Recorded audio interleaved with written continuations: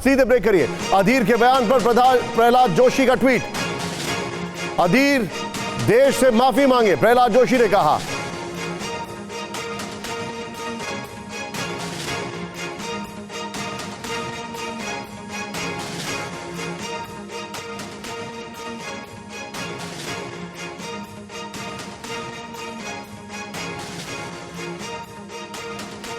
इस सब के बीच में सीधे आइए, मैं सीधे यहां पर चलूंगा।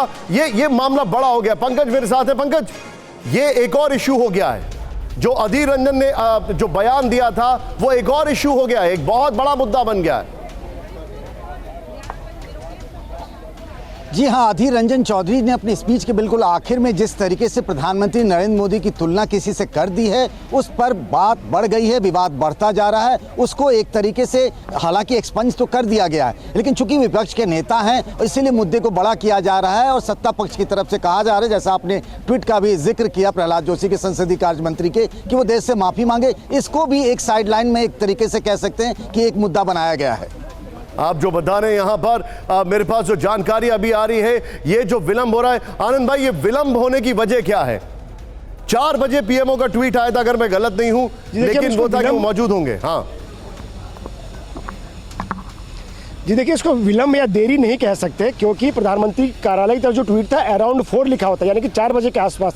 और जो स्पीकर्स हैं जिनको पहले इंटीमेट किया गया है और स्पीकर्स में नाम है, उन सबको मौका दिया जाएगा। प्रधानमंत्री खुद को बोलने के लिए किसी दूसरे स्पीकर्स का मौका नहीं उनको काटना चाहते हैं, और यही वजह कि जिन स्पीकर्स को बोला गया, जिनका नंबर है, वो बोलेंगे। एक टेंटेटिव समय दिया गया था 4 बजे का। तब तक अगर स्पीकर्स का समय पूरा हो चुका होता, सभी स्पीकर्स बोल लिए होते, प्रधानमंत्री 4 बजे के आसपास अपना स्पीच शुरू कर देते। लेकिन अभी भी 1-2 स्पीकर्स बचे हुए हैं, और जैसे उन स्पीकर्स की बारी खत्म हो जाएगी, वो बोलेंगे, फिर प्रधानमंत्री का भाषण शुरू होगा। एक अंदाजा आपको तब लग जाएगा जब आपको सभापति की चेयर पे आपको अगर ओम बिरला जब नजर आने शुरू हो जाए, तो आप समझ लीजिएगा कि प्रधानमंत्री का स्पीच शुरू होने जा रहा है। एक बार में जरा सीधे राहुल जरा लाइव का बैंड लगाकर लोकसभा लाइव करके सीधे जरा फुल फ्रेम पे कट करिए, शॉट्स दिखाएं। अभी इस वक्त क्या हाल है अंदर लोकसभा के, वो देखिए तस्वीरें। अब आप, मैं आपको सीधे दिखा रहा हूं, ये देखिए।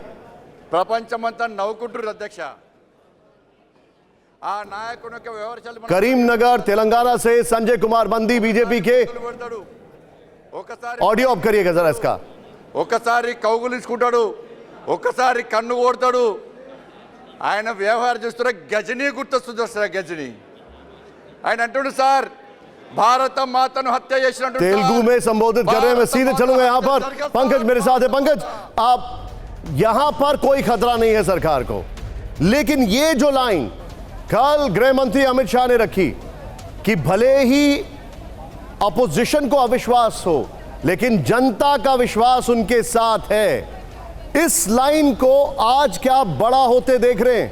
क्या इस लाइन का जो कैनवस है वो पूरा खिंचता हुआ देख रहे हैं आपसे कुछ क्षणों में?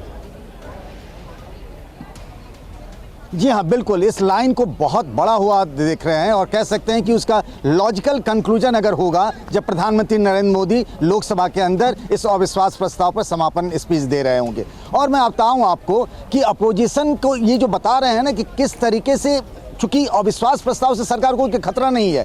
मणिपुर पर केंद्रीय गृह मंत्री कह रहे हैं कि वो जवाब देना चाहते थे, विपक्ष ही नहीं सुनना चाहता, तो विपक्ष भाग खड़ा हुआ। वो ये बताना चाह रहे हैं कि विपक्ष के पास कोई नैतिक अधिकार नहीं है, कोई नैतिक जिम्मेदारी नहीं बची है। सरकार काम कर रही थी, मणिपुर का मसला हो, और ये सब जानबूझकर एक तरीके से सरकार को बदनाम करने की कोशिश की गई है। इस तरीके का एक तरीके से परसेप्शन बनाया जा रहा है विपक्ष को लेकर।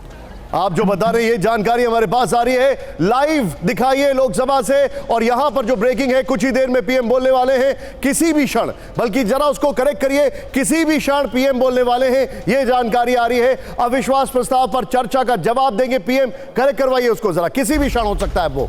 पीएम मोदी के जवाब के बाद वोटिंग होगी, किसी भी वक्त सदन में आ सकते हैं पीएम मोदी। और ये देखिए अब आप जरा यहां पर, ये एक आपके सामने जो हम डिटेलिंग दिखा रहे हैं, किसी भी क्षण आ सकते हैं।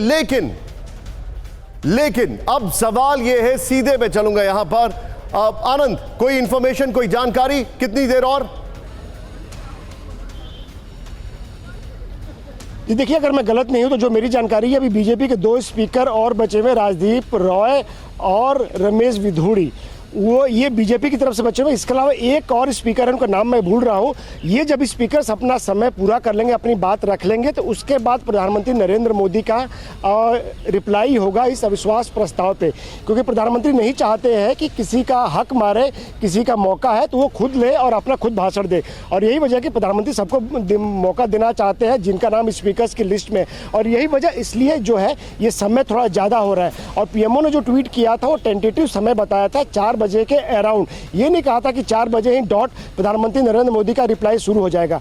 और प्रधानमंत्री नरेंद्र मोदी के भाषण के बाद गौरव गोगोई के पास राइट टू रिप्लाई का एक अधिकार है, चूंकि ये जो मोशन जो मूव किया गया था विश्वास प्रस्ताव का, ये गौरव गोगोई ने मूव किया था, तो जो मोशन मूव करता है उसके पास राइट टू रिप्लाई का अधिकार होता है। तो प्रधानमंत्री नरेंद्र मोदी के जवाब के बाद अगर वोटिंग की नौबत आती है या तो वॉइस वोट से हो जाएगा, और अगर वोटिंग की नौबत आती है, हालांकि सत्ता पक्ष ये चाहेगी कि इस पर वोटिंग हो और डिवीजन हो, क्योंकि वो भी दिखाना चाहेंगे कि कितने नंबर्स सरकार के पास है और विपक्ष जो यह अविश्वास प्रस्ताव लाया है उसके पास कितने कम नंबर है, और साथ ही साथ कितने लोग जो विपक्ष में थे वो या तो गैरहाजिर रहे या फिर उन्होंने सरकार का समर्थन किया है। तो ये नंबर्स भी एक बताने की जरूरत होगी, क्योंकि बार बार ये आज के जो नंबर होंगे यही आने वाले दिनों में बीजेपी के नेता कार्यकर्ता घर घर जाकर लोगों के बीच में कहेंगे कि हमने इस नंबर से अविश्वास प्रस्ताव को गिराया है और विश्वास मत जीता है। तो ये नंबर बहुत मायने रखेगा। तो ऐसे में सरकार की कोशिश ये है कि ज़्यादा से ज़्यादा जो नंबर्स हैं उनके फेवर में रहे, और इसलिए अभी भी